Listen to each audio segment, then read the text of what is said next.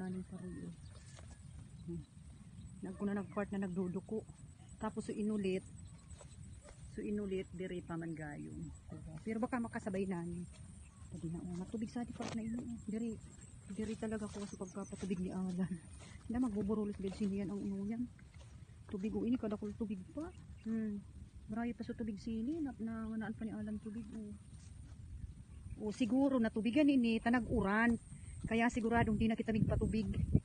Last na adi hanggang mag-inog. Baga na madali na ading mag-inog o adto nga ning mga salmog. Ang mga salmog inog na bayda.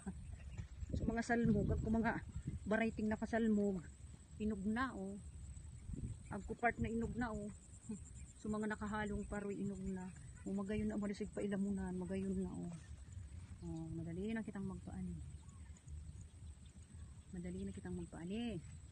liwanag na naman kita utrokadi.